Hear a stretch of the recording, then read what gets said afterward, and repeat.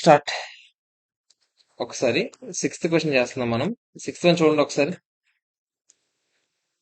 దానికన్నా ముందు ఒకసారి కంటెంట్ లోకి వెళ్దాం. నిన్న మనం ఏవేవి డిస్కస్ చేసాం మీకు గుర్తించుకుంటే, ఫైనాన్షియల్ అసెట్, ఫైనాన్షియల్ లైబిలిటీ రెండింటి గురించి చిన్న చేంజెస్ జరిగితే ఏం చేయాలని మాట్లాడుకుందాం. అందులో భాగంగా ఫస్ట్ మనం మాట్లాడింది ఫైనాన్షియల్ అసెట్ గురించా లైబిలిటీ గురించా? ఫైనాన్షియల్ అసెట్ గురించి. అమ్మ పాపం వచ్చేది. ఫైనాన్షియల్ అసెట్ గురించే కదా. ఫైనాన్షియల్ అసెట్ గురించి ఏం చెప్పాను నేను? మీకు గుర్తుంటే, ఫైనాన్షియల్ అసెట్ ఏదైనా సరే, ఫైనాన్షియల్ అసెట్ అయినా ఫైనాన్షియల్ లైబిలిటీ అయినా, అమోర్టైజ్డ్ మెథడ్ వాడేటప్పుడు ఇనీషియల్ గా దేనికి రికాగ్నైజ్ చేస్తాం? అమోర్టైజ్డ్ మెథడ్ వాడినా వాడకపోయినా ఇనీషియల్ గా మనం రికాగ్నైజ్ చేసేది ఫెయిర్ వాల్యూ. అవునా కదా చెప్పండి? ఫెయిర్ వాల్యూకి రికాగ్నైజ్ చేశాక మనం తర్వాత ఎంట్రీ ఏమో డిఫరెన్స్ ఏదైనా వచ్చినా ఆ డిఫరెన్స్ అంతటి మనం ఏదైనా ఒక స్పెషల్ పిఎన్ఎల్ తోసేస్తాం యాక్చువల్ గా. ఒకవేళ ఏదైనా స్పెషల్ కేటగిరీ అసెట్ ఉందనుకోండి, నిన్న మనం గుర్తుంటే మీకు స్టాఫ్ రిలేటెడ్ ఎక్స్పెన్సెస్ అని మనం ఏం చేస్తాం? ఎంప్లాయీ బెనిఫిట్ ఎక్స్పెన్స్ అని ఒక అసెట్ క్రియేట్ చేసామా లేదా చెప్పండి? అదే ఎంప్లాయీ రిలేటెడ్ కాస్ట్ అని ఆ అసెట్ క్రియేట్ చేసి దాన్ని ఏం చేస్తాం చెప్పండి? ఆ అసెట్ ని through out the period of loan మనం ఏం చేస్తాం? అమోర్టైజ్ చేసుకుంటూ పోతాం. అంతేనా కదా చెప్పండి? తర్వాత మనకి మధ్యలో ఏదైనా మోడిఫికేషన్ జరిగింది అనుకోండి, మోడిఫికేషన్ జరిగితే ఆ మోడిఫికేషన్ జరిగిన రోజున క్యారింగ్ అమౌంట్ ఎంత ఉందో చూసేవాళ్ళం. ఇక పైన ఎంత డబ్బులు రావాలో వాళ్ళ దగ్గర నుంచి అది లెక్కెట్టేవాళ్ళం. ఆ ఇక పైన ఎంత డబ్బులు రావాలో అనే దాన్ని ప్రెసెంట్ వాల్యూ లెక్క పెట్టి ఆ అమౌంట్ కి ఇప్పుడు వచ్చిన డిఫరెన్స్ అమౌంట్ ఏదైతే క్యారింగ్ అమౌంట్ ఉందో దీని డిఫరెన్స్ మొత్తం దేనికి అడ్జస్ట్ చేసేవాళ్ళం? మీకు గుర్తుందా? ఎంప్లాయీ రిలేటెడ్ ఎక్స్పెన్సెస్ కి అడ్జస్ట్ చేసేవాళ్ళం. నిన్న చేశాం కదా. అప్పుడు ఎంప్లాయీ రిలేటెడ్ కాస్ట్ ఏవైతే ఉన్నాయో అసెట్, అది అదే స్టాఫ్ రిలేటెడ్ కాస్ట్ ఏదో ఒకటి, దాన్ని ఇక పైన అమౌంటైజ్ చేసేటప్పుడు అమౌంట్ తగ్గుతుంది అని చెప్పాను. అవునా? అది అక్కడికి అయిపోయింది. ఆ తర్వాత మనం లైబిలిటీ విషయంలో, ఫైనాన్షియల్ లైబిలిటీ విషయంలో ఏదైనా మధ్యలో రీక్లాసిఫికేషన్ జరిగింది, రీక్లాసిఫికేషన్ కాదు, కొంచెం ఏదైనా మోడిఫికేషన్ జరిగింది అనుకోండి, ఫస్ట్ మనం ఏం చేస్తామంటే ఫస్ట్ ఆ రోజు క్యారింగ్ అమౌంట్ ఎంత ఉందో లెక్క పెట్టేవాళ్ళం. ఇక పైన మనం కట్టాల్సిన ఏదైతే అమౌంట్స్ ఉన్నాయో దానికి ఒరిజినల్ ఎఫెక్టివ్ ఇంట్రెస్ట్ రేట్ వాడి ఎంత అమౌంట్ ఉందో అనేది లెక్క పెట్టేవాళ్ళం. లెక్క పెట్టాక డిఫరెన్స్ అమౌంట్ కనుక 10% కన్నా ఎక్కువ వచ్చింది అనుకోండి ఒరిజినల్ క్యారింగ్ అమౌంట్ తో పోల్చుకుంటే, అప్పుడు ఎక్స్టింగ్విష్మెంట్ అకౌంటింగ్ అని 10% కన్నా తక్కువ వచ్చింది అనుకో మోడిఫికేషన్ అకౌంటింగ్ అని చేసేవాళ్ళం. కానీ మనం మోడిఫికేషన్ అకౌంటింగ్ చేయలేదు, ఇంకా అంటే మనం నేర్చుకోలేదు. ఎక్స్టింగ్విష్మెంట్ అకౌంటింగ్ మాత్రం మనం నేర్చుకున్నాం. పాతలో ఏం చేస్తాం చెప్పండి? పూర్తిగా క్లోజ్ చేసేస్తాం. కొత్తలో ఏం చేస్తాం చెప్పండి? పూర్తిగా ఓపెన్ చేస్తాం. ఈ ఎక్స్టింగ్విష్మెంట్ న్యూ లోన్ లెక్కెట్టేటప్పుడు మీకు గుర్తుంటే, ఏదైనా వాళ్ళు కట్టాల్సిన అమౌంట్స్ అని ప్రెసెంట్ వాల్యూ లెక్కెట్టేటప్పుడు ఏదైనా ఫీజులు లాంటివి కట్టామనుకోండి, అవి కూడా యాడ్ చేయాలి, మర్చిపోకూడదు మనం. అది ఓకేనా? యాడ్ చేయాలి ఫీజులు అయితే. ఎందుకు? మన లైబిలిటీలో ఇక పైన లైబిలిటీ ఎంత ఉండబోతుందో అని లెక్క పెడుతున్నాం. అంతేనా కదా చెప్పండి? మరి ఇక పైన లైబిలిటీ అన్నప్పుడు ఇది కూడా మనం ఖర్చే కదా. సో ఆ ఖర్చులన్నీ కలుపుతాం. అంతేనా? అది మనం మాట్లాడింది. పేజ్ నెంబర్ ఎంత మనం మాట్లాడింది?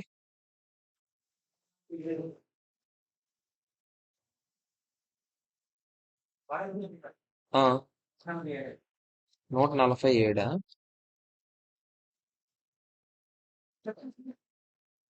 ఇదే కదా.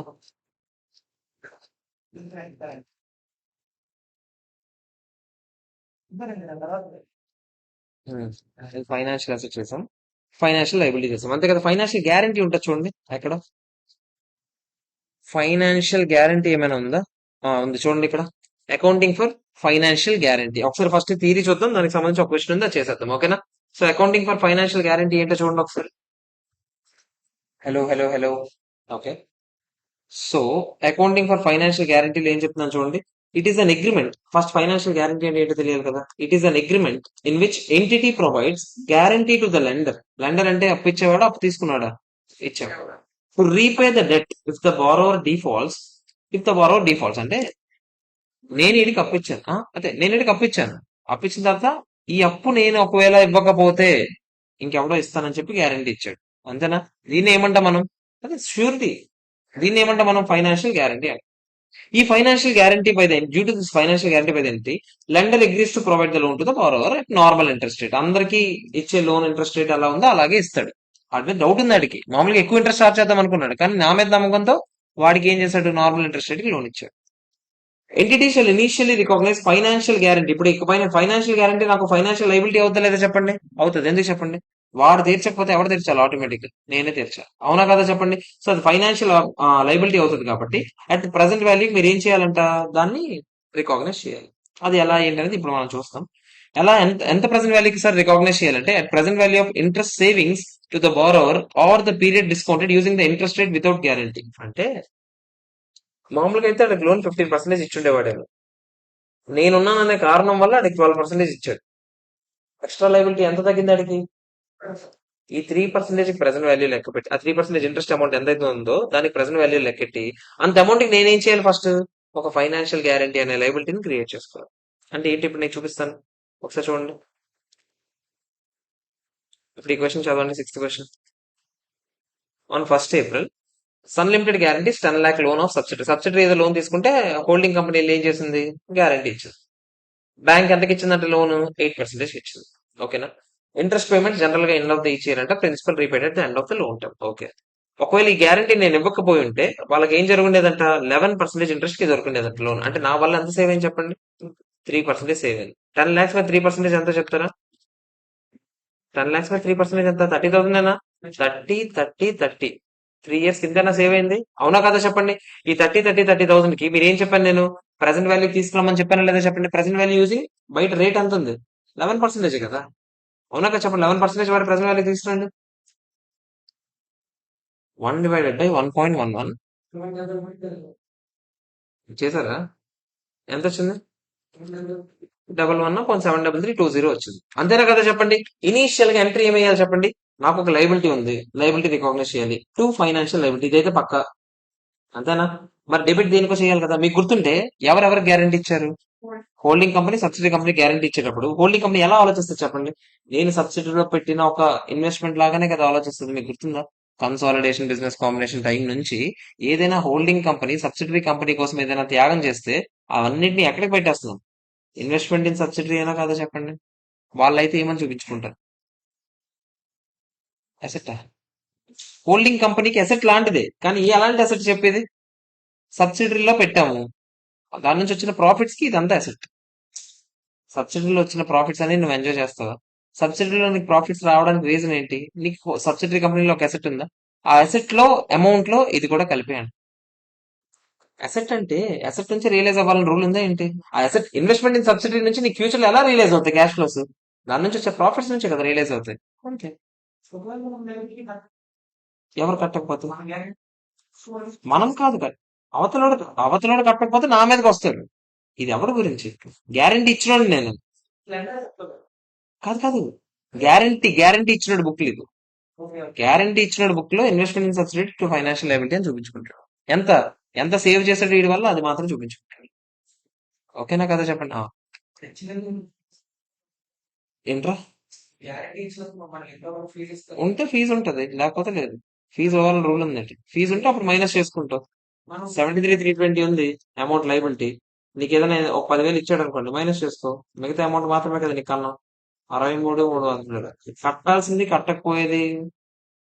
కట్టే దాని గురించి కట్టపోయే దాని గురించి నేను ఇంకా మాట్లాడలేదు. నేను మాట్లాడుతుంది ఇనీషియల్ గా ఏం చేయాలి అనేది చెప్తున్నాను. నేను ఇంకా చెప్పలేదు అంతవరకు. నేను ఇప్పుడు ఫ్యూచర్ లో ఏం జరుగుతుంది ఇంకా చెప్పలేదు. నేను ఇనీషియల్ రికాగ్నిషన్ ఏం చేయాలనేది మాత్రమే డిస్కస్ చేస్తాను. ఓకేనా? మొత్తం అయిపోయిందా మీ doubts? Subsequently at the end of the reporting period ending లో మనం ఏం చేయాలి చూడండి. Financial guarantee is measured at the higher of amount of loss allowance or amount initially recognised less cumulative amortisation where appropriate. అంటే ఒక 1 year కట్టేశాడు అనుకోండి, అంటే time కట్టేశాడు అనుకోండి, వాడు కట్టాల్సి. నాకు కొంచెం ఒక 1 year గ్యారంటీ తగ్గుతుందా లేదా చెప్పండి? అవునా కదా? 1 year లైబిలిటీ తగ్గుతుందా లేదా? ఇప్పుడు 3 సంవత్సరాల పాటు భయం భయంతో కూర్చుంటావు. 1 year అయిపోయిన తర్వాత 1 year భయం పోయినట్టే కదా. మరి 1 year భయం పోతే దాని వాల్యూ తగ్గించాలా లేదా?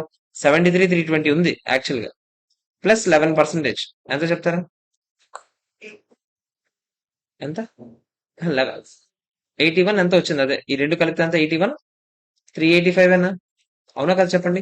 30,000 నాకేమి, నేను నిజంగా ఇచ్చింది వచ్చింది ఏం లేదు. కానీ నేనేమనుకుంటా, ఒక 30,000 లైబిలిటీ తగ్గిందిరా బాబు అని అనుకుంటాను. తగ్గి క్లోజింగ్ బ్యాలెన్స్ ఎంత అయింది? 51,380. సో ఇయర్ ఎండింగ్ కి నేను దీన్ని ఎంతకు మెజర్ చేసుకుంటాను? 51,385 కి. అంటే ఎలా మెజర్ చేసుకుంటాను సార్ అంటే, ఇది ఉంది కదా, ఫస్ట్ ఇంట్రెస్ట్ వేస్తాను. ఎంట్రీ ఏంటి చెప్పండి? ఒక ఇన్వెస్ట్మెంట్ ఉంది, అదే ఒక లైబిలిటీ ఉంది, దాని మీద ఇంట్రెస్ట్ ఎలా వేస్తాను చెప్పండి? ఇంట్రెస్ట్ లైబిలిటీ ఎంత? ఎంత ఇంట్రెస్ట్ లైబిలిటీ? ఏదది? 8,065 అనా? 8,065 ఫస్ట్ ఎంట్రీ వేసుకుంటాం. ఏదది ఎంట్రీ చేయలేదు ఇది. 31st March 2002 టూ టూ ఎక్కడున్నాం మనం? 31st March, అది 1st April 2001 లో ఉన్నామా? 31st March 2002 ఉందా? ఏదో ఒకసారి చూడండి. Interest. The unwound amount is recognised as income in the books of Sun Limited. Sun Limited అంటే ఎవరు? హోల్డింగ్ కంపెనీ అయినా? ఏం చెప్తున్నాడు in the books of Sun Limited ఏదిరా అదే being the benefit derived by Moon Limited not defaulting on the loan during the period. ఒకసారి నాకు ఇప్పుడు ఇది ఎంత వచ్చింది 81,385 వచ్చింది అవునా కదా చెప్పండి. ఈ రన్నింగ్ కి లైబిలిటీ ఎంత అయింది చెప్పండి 30,000 పోయాక 51,385 అన్నా. ఓకే మన 30,000 ఎంట్రీ ఏది తగ్గాలి. తగ్గాలి కాబట్టి ఫైనాన్షియల్ లైబిలిటీ డెబిట్ కొట్టాలి. అంటే 2 ఏమని కొట్టాడని చూస్తుంది. ఇక్కడ ఎక్కడో ఇచ్చి ఉండాలి కదా. ఇదిగో ఏది ఒకసారి చూడండి. Investment in subsidy to financial guarantee ప్రతి ఇయర్ ఎండింగ్ కి at each year and we have to show the financial guarantee at fair value. Okay fair value at the each year ending ఏంటో చెప్పాడు. ఓకే అంతే P&L కొట్టేయడమే direct గా. P&L debit to financial guarantee అంటే ఇందాక 30,000 తగ్గింది కదా. ఈ 30,000 తగ్గిన దానికి ఎంట్రీ ఏంటి ఫైనాన్షియల్ లైబిలిటీ తగ్గుతుందా లేదా చెప్పండి. అంటే లైబిలిటీ డెబిట్ కొడతారు. ఏం చేస్తారు పిఎండ్ఎల్ చేస్తారు. అంతేనా కదా చెప్పండి. ఓకేనా కదా. అంటే వాడెవడో లోన్ తీసుకున్నాడు. వాడెవడో లోన్ తీసుకుంటే నేను గ్యారంటీ ఇచ్చాను. నేను గ్యారంటీ ఇవ్వడం వల్ల నా బుక్స్ లో ఏమైనా ఎంట్రీ ఇయ్యాల్సి వచ్చింది. ఇన్వెస్ట్మెంట్ ఏం చేశారు మీరు ఇంకోటి ఫైనాన్షియల్ గ్యారంటీ అనేసారు. అంతేనా కదా చెప్పండి. ఇన్వెస్ట్మెంట్ అంటే ఏదో ఒక అసెట్ క్రియేట్ చేశారు. అవునా కదా చెప్పండి. అసెట్ క్రియేట్ చేశారంటే దానికి అమార్టైజ్ చేస్తూ ఉంటారు లేదా చెప్పండి. ఈ అసెట్ కాబట్టి కొన్ని దీనికి ఏం చేయాలి పక్కన పెడితే ఏదో ఒక అసెట్ క్రియేట్ చేసి దాన్ని అమార్టైజ్ చేస్తారు. అంటే పిఎన్ఎల్ లో కన్నా పడుతుందా లేదా ఎప్పటికైనా. ఈ ఇన్వెస్ట్మెంట్ ఎప్పటికైనా క్లోజ్ అవ్వాలంటే ఎలా క్లోజ్ అవుతుంది పిఎన్ఎల్ డెబిట్ అయ్యాక 2 ఇన్వెస్ట్మెంట్ అయితేనే క్లోజ్ అవుతుంది. అవునా కదా చెప్పండి. అంటే ఎప్పటికైనా పిఎన్ఎల్ లో దీనివల్ల డెబిట్ అవుతా లేదా చెప్పండి. అవునా కాదా. ఎంత అమౌంట్ డెబిట్ అవుద్ది ఇనీషియల్ గా మనం ఎంత రికాగ్నైజ్ చేసాం 73,320 రూపీస్ అన్నా. దాని మీద ఇంట్రెస్ట్లతో కలిపి కలిపి కలిపి ఈ 3 ఇంట్రెస్ట్లు కలపండి మామూలుగా. ఈ 73,320 3 ఇంట్రెస్ట్లు కలపండి 90,000 అవుతుంది ఎగ్జాక్ట్.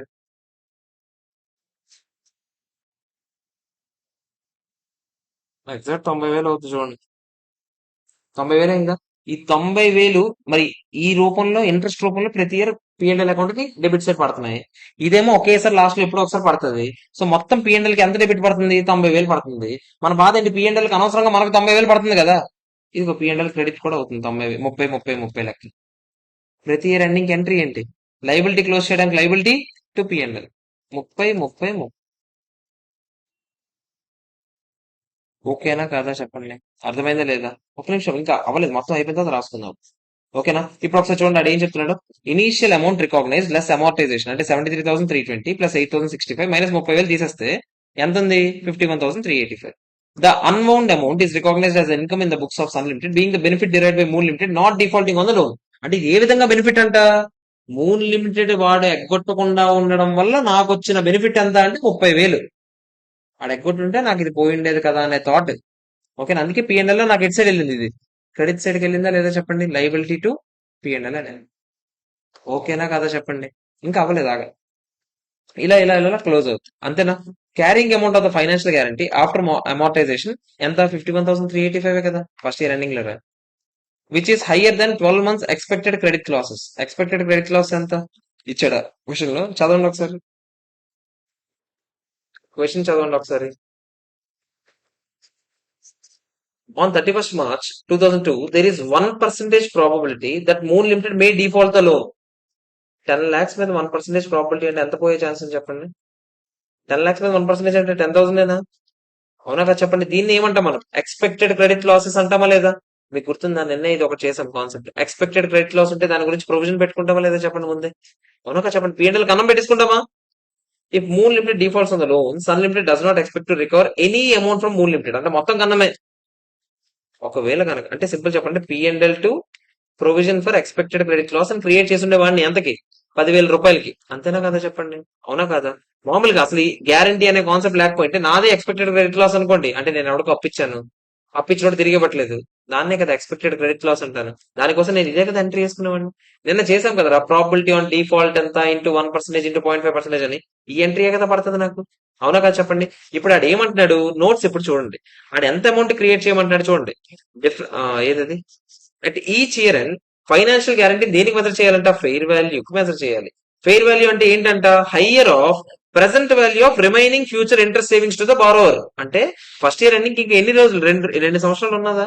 2 సంవత్సరాలకి 30,000 ఈ 30,000 తాలూకు ప్రెసెంట్ వాల్యూ అదే ఆ 51,385 or expected credit loss due to default by the borrower ఎంత ఇక్కడ 10,000 ఏనా విచ్ ఎవర్ ఈస్ హయ్యర్ ఏంటి 51,385 అనా సో 51,385 ఇంకా ఫైనాన్షియల్ గ్యారంటీ క్రియేట్ చేసి ఉంచుండాలి 2 years కి అందుకే కదా 51,385 కొంచెం నేను కూడా అంతేనా కదా చెప్పండి ఓకేనా చూడండి ఒకసారి ఇప్పుడు the liability is there for registered with 51,385 as follows financial guarantee to P and L అని చెప్తున్నాడు అది నేను మొత్తం మీకు ఎంట్రీస్ అని నేను రాయిస్తాను కదా ఒకసారి మీరు ఏం చేస్తారంటే నోట్స్ ఓపెన్ చేయండి ఫైనాన్షియల్ గ్యారంటీ అని హెడ్డింగ్ పెట్టుకోండి నేను చెప్తాను ఎంట్రీస్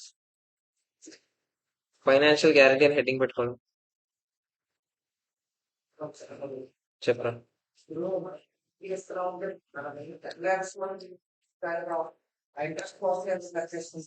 ఎందుకంటే గ్యారంటీ ఇచ్చినప్పుడు మొత్తం డబ్బులు వెళ్ళిపోతాయని మనం అనుకోము ప్రాబబిలిటీ లెక్కెడతాం మన డబ్బులు పోవడానికి ఎంత అని ప్లస్ లైబిలిటీ కింద ఎంత రికాగ్నైజ్ చేసుకుంటాము వాడికి సేవ్ అయ్యే డబ్బులే వాడు ఇవ్వలేడేమో అనే బాధ మనకి ఇప్పుడు మనం గ్యారంటీ ఎందుకు ఇచ్చాము మామూలుగా గ్యారంటీ లేకుండా ఆడే లోన్ తీసుకుని ఉంటే ఎంతకు తీసుకునేవాడు 11%. ఆ నా దగ్గరికి ఎందుకు వచ్చాడు నేను వస్తే 8% కి నాకు ఆడికి లోన్ వస్తుందనే కదా అంటే దాని మీనింగ్ ఏంటి ఒక 3% సేవ్ చేసుకుందాం అనే ఉద్దేశంతోనే కదా నా దగ్గరికి వచ్చాడు సో ఆ 3% నా లైబిలిటీ అని అనుకుంటాను నేను మొత్తం నేనే కట్టాలి అప్పుడు అకౌంటింగ్ ఏం చేయాలి చెప్తాను నేను. మొత్తం ఏముంది లైబిలిటీ మొత్తం డబ్బులు ఇవ్వాలి 2 క్యాష్ పడుతుంది ఏదది ఇచ్చిన డబ్బులు ఫైనాన్షియల్ లైబిలిటీ ఎంత ఉందో అంత డబ్బులు డెబిట్ కొట్టేస్తావు డిఫరెన్స్ అమౌంట్ చాలా ఉంటది కదా ఆ చాలా అమౌంట్ డిఫరెన్స్ అమౌంట్ అంతా ఏం చేస్తావు ఒకేసారి P&L. అది పిఎన్ఎల్ కొట్టకుండా ఇన్వెస్ట్మెంట్ ఇన్ సబ్సిడరీ అని అనేసుకోవడం డెబిట్ మనం అంతే కదా సబ్సిడరీ ఒకటి సబ్సిడరీ కోసం నువ్వు ఒకటి భరించావంటే ఏంటిది అసెట్ అన్నా లాస్ అన్నా ఇంచుమించు ఒకటే అవుతుంది ఏంటి ఎందుకు చెప్పు అసెట్ ఏ బ్యాలెన్స్ చూపిస్తుంది లాస్ ఏ బ్యాలెన్స్ చూపిస్తుంది అసెట్ లాస్ట్ లో చివరికి ఏం చేస్తావు ఆ సబ్సిడరీ అమ్మేశాక పిఎన్ఎల్ కే కదా పంపించాలి పిఎన్ఎల్ టు అసెట్ కదా అవుతుంది లాస్ట్ లో అప్పుడు అల్టిమేట్ గా పిఎన్ఎల్ ఎట్ సైడ్ పడుతుంది అల్టిమేట్ గా అదే కదా జరుగుతుంది కానీ ఇది అప్పుడే జరగకూడదు ఎప్పుడు సబ్సిడరీని డిస్పోజ్ చేసాక జరగాలి ఉన్నంత వరకు మనం ఏమనుకుంటాం దీనికి ఏదో నేను పెట్టానంటే దీని వల్ల నాకు ఏదో వస్తుందనే ఉద్దేశమే కదా అంతే చూపిస్తూ ఉంటాం అమౌంటైజేషన్ కావాలంటే చేసుకుంటే చేసుకోవచ్చు ఒకసారి చూడండి ఫస్ట్ ఇయర్ రాస్తా ఫైనాన్షియల్ గ్యారంటీ రాసుకోండి ఫైనాన్షియల్ గ్యారంటీ అంటే ఎవడో తీసుకున్న లోన్కి ఎవడో తీసుకున్న లోన్కి ఎవడో తీసుకున్న లోన్కి మనం గ్యారంటీని ప్రొవైడ్ చేయడం ఎవడో తీసుకున్న లోన్కి మనం గ్యారంటీని ప్రొవైడ్ చేయడం ఇదే సో ఎవడో తీసుకున్న లోన్కి మనం గ్యారంటీని ప్రొవైడ్ చేయడం మనం గ్యారంటీని ప్రొవైడ్ చేయడం దీనివల్ల దీనివల్ల దీనివల్ల మనకు ఒక ఫైనాన్షియల్ లైబిలిటీ క్రియేట్ అవుతుంది మనకు ఒక ఫైనాన్షియల్ లైబిలిటీ క్రియేట్ అవుతుంది మనకి ఒక ఫైనాన్షియల్ లైబిలిటీ క్రియేట్ అవుతుంది మనకి ఒక ఫైనాన్షియల్ లైబిలిటీ క్రియేట్ అవుతుంది బికాస్ వాడు తీర్చకపోతే ఎవరు తీర్చాలి బికాస్ వాడు తీర్చకపోతే మనమే తీర్చాలి వాడు తీర్చకపోతే మనమే తీర్చాలి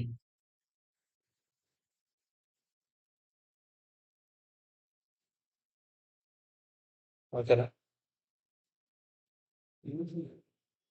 దీన్ని ఇనీషియల్ గా దీన్ని ఇనీషియల్ గా ప్రెసెంట్ వాల్యూ ఆఫ్ దీన్ని ఇనీషియల్ గా ఫెయిర్ వాల్యూకి రికాగ్నైజ్ చేయాలి దీన్ని ఇనీషియల్ గా ఫెయిర్ వాల్యూకి రికాగ్నైజ్ చేయాలి ఇనీషియల్ గా ఫెయిర్ వాల్యూకి రికాగ్నైజ్ చేయాలి fair value is equal to fair value is equal to fair value is equal to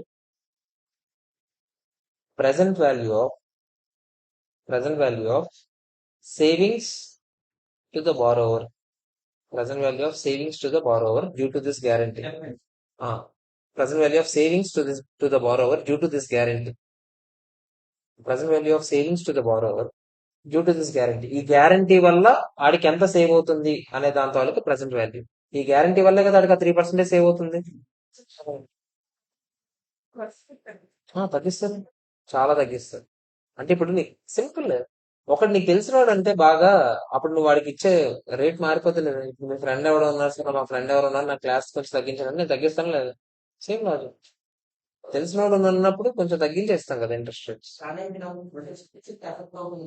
ఎందుకు అంత లైబిలిటీ రికగ్నైజ్ చేసుకుంటాం? చచ్చిపోతాం అలాగైతే. ఎంతమంది గ్యారంటీలు ఇచ్చా అన్ని లైబిలిటీ చూపించుకుంటూ పోవాలి. అసలు మనకు లైబిలిటీ అసలు అసలు కంటింజెంట్ లైబిలిటీ. నార్మల్ గా మాట్లాడితే ఎందుకు కంటింజెంట్ లైబిలిటీ? అవతలోడు కట్టకపోతే కదా నా మీదకి వస్తుంది. అయినా కూడా దానికి ఎంతో కొంత ఫెయిర్ వాల్యూ చూపించమని చెప్తున్నాం, అదే ఎక్కువ. రాశారు కదా. దీన్ని ఈ ఫైనాన్షియల్ గ్యారంటీని ప్రతి ఇయర్ ఎండ్ లో ఈ ఫైనాన్షియల్ గ్యారంటీని ప్రతి ఇయర్ ఎండ్ లో ప్రతి ఇయర్ ఎండ్ లో ప్రతి ఇయర్ ఎండ్ లో ప్రతి ఇయర్ ఎండ్ లో మళ్ళీ కొత్త ఫెయిర్ వాల్యూకి మెజర్ చేయాలి. మళ్ళీ మళ్ళీ కొత్త ఫెయిర్ వాల్యూకి మెజర్ చేయాలి. కొత్త ఫెయిర్ వాల్యూకి మెజర్ చేయాలి. ఆ కొత్త ఫెయిర్ వాల్యూ ఎలా లెక్కెడతాం? హయ్యర్ ఆఫ్ ఆ కొత్త ఫెయిర్ వాల్యూ దానికి ఏదో పెట్టుకొని హయ్యర్ ఆఫ్ రిమైనింగ్ సేవింగ్స్ యొక్క present value, higher of remaining years savings యొక్క present value of savings of remaining years are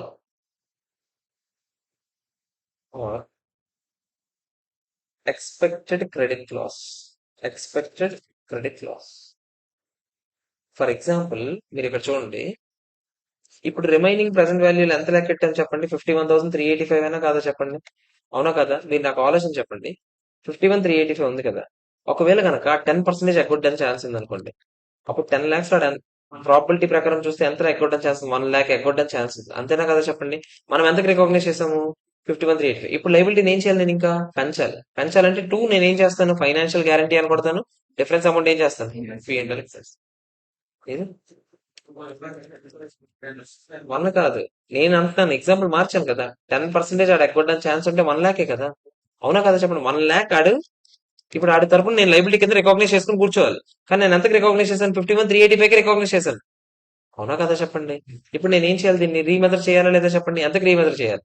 అదే ఆబ్వియస్లీ 73,320 నుంచి క్లోజింగ్ బ్యాలెన్స్ ప్రకారం చూసుకుంటే 51,385 ఉండాలి. కానీ ఎంత ఉంది ఇప్పుడు? 1 lakh ఉంది. నేను అప్పుడు ఎంతకు రికగ్నైజ్ చేసుకుంటాను? 1 lakh రికగ్నైజ్ చేసుకుంటాను. అంతేనా కదా చెప్పండి? అప్పుడు 1 lakh కి నేను డిఫరెన్స్ అమౌంట్ లెక్కెట్టుకొని నేనేం చేయాలి? P&L పంపించాలి డిఫరెన్స్. ఓకేనా కదా చెప్పండి? అర్థమైందా లేదా? సార్ ఈ దేనికి డిఫరెన్స్ చూస్తారు సార్? 51,385 కి 1 lakh అంటే కాదు, 73,320 కి 1 lakh. అంటే ఈ ఇంట్రెస్ట్ ఉంది కదా, ఇది యాక్చువల్ గా ఇంట్రెస్ట్ కాస్ట్ లెక్క పడుతుంది. ఇక్కడ ఫైనాన్షియల్ గ్యారంటీ విషయం నిజంగా మిగతాం అనుకోండి ఇంట్రెస్ట్ లెక్క పడుతుంది. ఇది అన్వైండింగ్ జరిగినప్పుడు ఏం జరుగుతుంది చూడండి. ఫర్ ఎగ్జాంపుల్ ఇక్కడ ఏం జరిగింది? ఈడు 1% కదా ఎగ్గొట్టడానికి ఛాన్స్ అన్నాడు. అంటే ఎంత? 10,000 10,000 or 51,385 whichever is higher and ఎంత? 51,385 చూపించాలి. ఇప్పుడు ఓపెనింగ్ ఎంత ఉందో చూడండి డైరెక్ట్ గా. ఎంత? 73,320. డిఫరెన్స్ ఎంత చెప్పండి?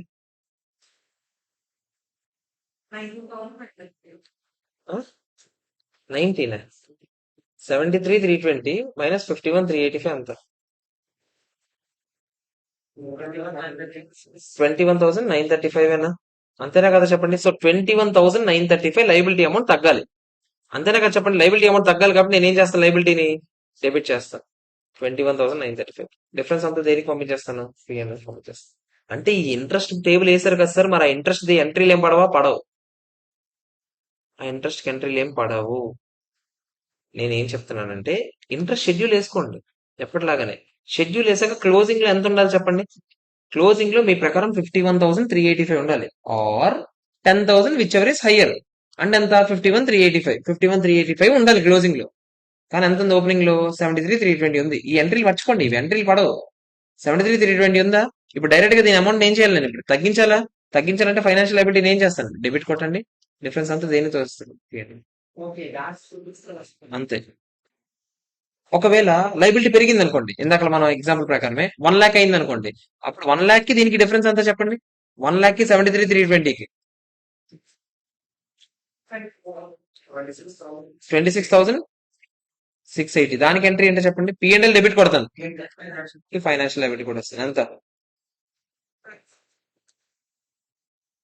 అర్థమైందా లేదా చెప్పండి?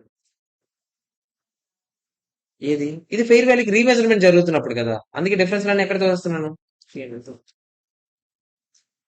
అర్థమైందా లేదా చెప్పండి. ఓకేనా కాదా? ఒకసారి ఆగండి, ఇంకా అవ్వలేదు కదా ఈ క్వశ్చన్. ముందు రాశారు, ఏమని రాశారు, ఎక్కడ వరకు రాశారు చెప్పండి. రీమెజర్ చేయాలని రాశారు, అంతే కదా. ఒకవేళ ఒకవేళ ఒకవేళ డిఫరెన్స్ ఉంటే, ఆగండి ఆగండి, దానికన్నా ముందు ఒక స్టెప్ ఉండాలి. ఏంటి స్టెప్? మనం ఇంటర్ షెడ్యూల్ బాక్స్ వేసుకోవాలి. ఈ బాక్స్ వేసుకోవాలి కదా, ఈ బాక్స్ వేసుకోకపోతే అవ్వదు. ఇంటర్ షెడ్యూల్ బాక్స్ వేసుకోవాలని రాసుకోండి. ఇంటర్ షెడ్యూల్ బాక్స్ వేసుకోవాలి. ఎలా వేస్తాం చెప్పండి. ఇదిగో ఆ కింద రాసుకోండి ఫార్మాట్. ఓపెనింగ్ బ్యాలెన్స్ రాస్తాం, ప్లస్ ఇంట్రెస్ట్ యాడ్ చేస్తాం.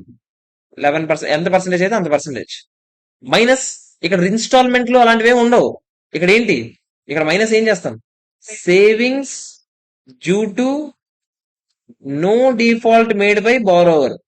అంటే బారోవర్ ఎటువంటి డిఫాల్ట్ చేయకపోవడం వల్ల మనం ఎంత బతికాం రా బాబు అని ఆలోచిస్తున్నాం. ఆ 30,000 బతికాం కదా, అది ఇన్స్టాల్మెంట్ లెక్క తీసుకుంటాం. క్లోజింగ్ ఉంటుంది చివరి.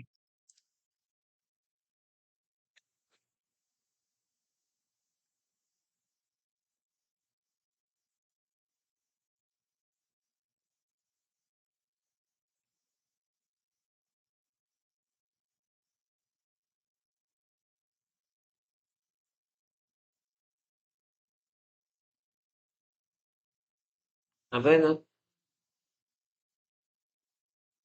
సో ఇది అయిపోయింది. ఇప్పుడు ఈ ఫస్ట్ ఇయర్ ఎంట్రీ పడింది, ఓకేనా. ఇప్పుడు సెకండ్ ఇయర్ లో ఏం జరిగింది చూద్దాం. ఇంకా అవ్వలేదు కదా క్వశ్చన్. 31 March 2003 కి 3% ప్రాబిలిటీ అంట, 3 లిమిటెడ్ డిఫాల్ట్ చేయడానికి ఛాన్స్. 10 lakhs లో 3% ఎంత చెప్పండి. 30,000 ఏనా? అవునా కదా చెప్పండి. 30,000. యాక్చువల్ గా మనం ఇంట్రెస్ట్ షెడ్యూల్ ప్రకారం బాక్స్ లో సెకండ్ ఇయర్ అయ్యేసరికి లైబిలిటీ ఎంత ఉండాలి, 27,037 ఉండాలి. పెరిగిందా? ఇందాక నేను నా ఎగ్జాంపుల్ పెరిగిందా లేదా చెప్పండి. పెరిగిందంటే ఎంత పెరిగింది, అదే ఒక పెరిగింది. ఇప్పుడు మీరు ఏం చేయాలని చెప్పాను, మీకు దేనికి డిఫరెన్స్ చూడాలని చెప్పాను. 51,385కి 30,000కి డిఫరెన్స్ చూడాలి. అదే చెప్తున్నాను నేను మీకు. ఇప్పుడు ఆల్రెడీ 51,385కి తీసుకొచ్చారా లేదా మీరు లైబిలిటీని?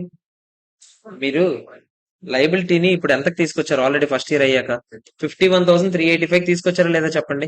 దాన్ని ఇప్పుడు నేను ఎక్కడికి పట్టుకెళ్ళాలి, 30,000 పట్టుకెళ్ళాలి. అంటే డిఫరెన్స్ అమౌంట్ ఎంత, 21,385. ఎంట్రీ ఏంటి, ఫైనాన్షియల్ గ్యారంటీ టు పిఎల్ 21,380. ఏదది, 27,037 ఉండాలి, 30,000 ఉంది.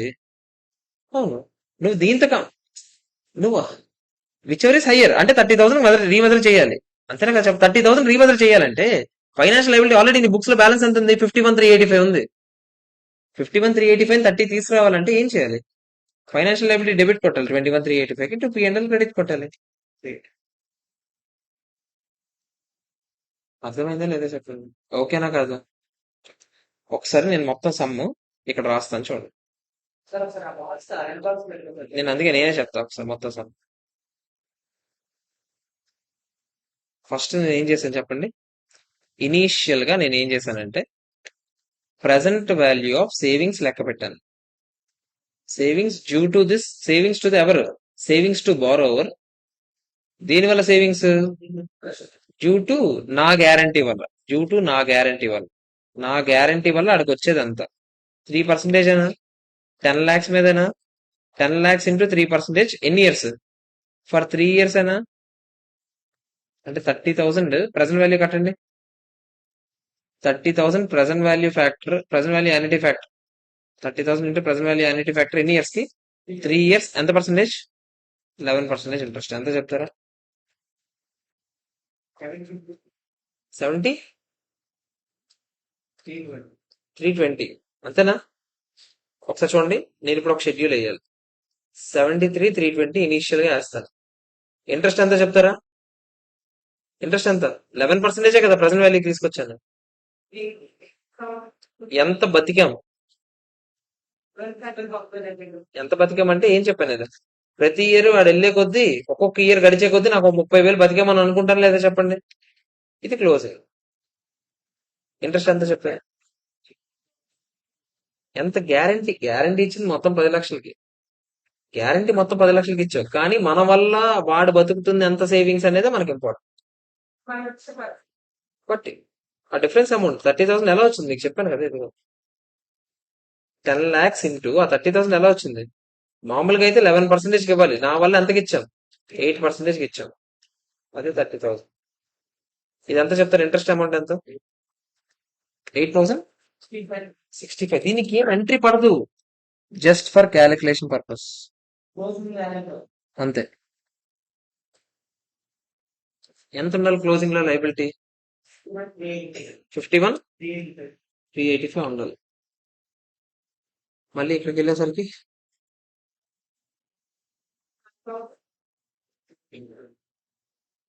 ఇక్కడ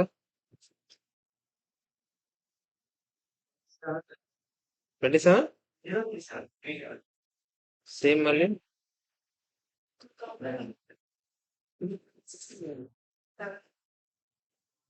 క్లోజ్ అవుతుంది అప్పుడే. ఓకేనా కదా చెప్పండి. ఇప్పుడు నేను ఏమంటున్నాను, ఫస్ట్ ఇయర్ ఎండింగ్ కి యాక్చువల్ గా 51,385 ఆర్ ఎక్స్పెక్టెడ్ లాసెస్ ఎంత? 1% కదా, అంటే 10,000 ఏనా?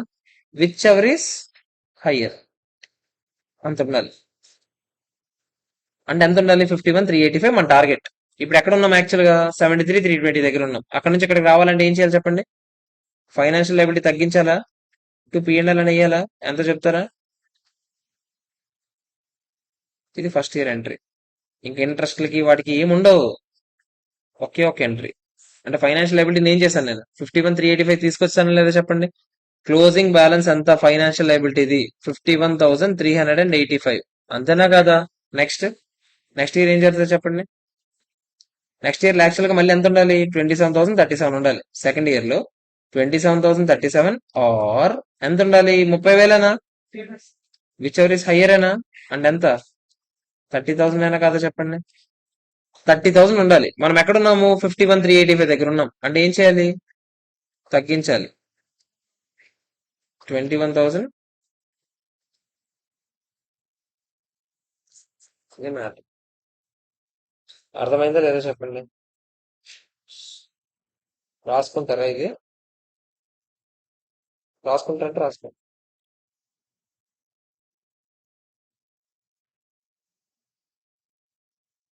నాకు ఎందుకు ఈసారి ఇది ఇస్తాడండి. ఎందుకంటే ఫైనాన్షియల్ గ్యారంటీ ఇవ్వట్లేదు, ఎప్పటి నుంచో ఇవ్వట్లేదు. కన్ఫ్యూజ్ అవ్వడం చాలా ఛాన్సెస్ కూడా ఉన్నాయండి. ఎందుకంటే మనం లెక్క పెట్టిన తర్వాత ఈ ఇంట్రెస్ట్ ఇది చూసుకుంటాం, దీంతో చూసుకుంటాం ఏం చేయాలని. కానీ దీంతో చూడాలనే ముక్క తెలియాలి, ఓపెనింగ్ బ్యాలెన్స్.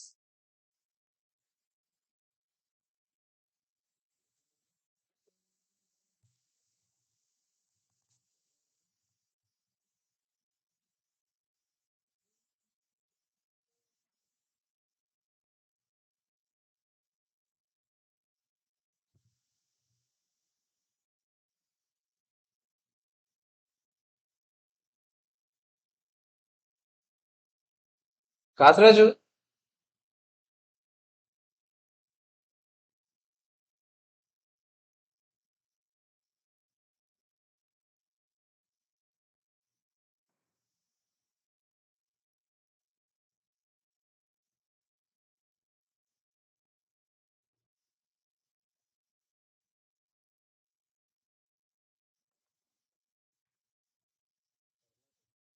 వెళ్ళిపోయారు.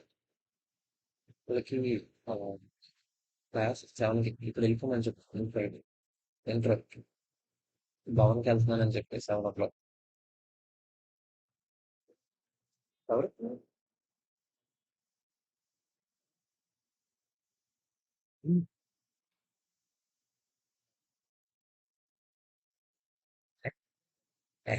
చెప్పు, రికార్డింగ్.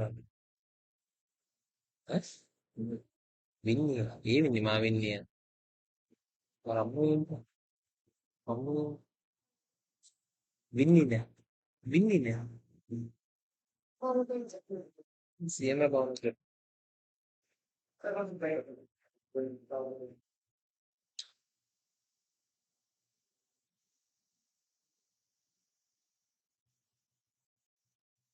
మరి కూడా చెప్పి బాగుంది కదా. ఎదురా అయ్యుంటదా అయ్యుంటది ఇది అబ్బో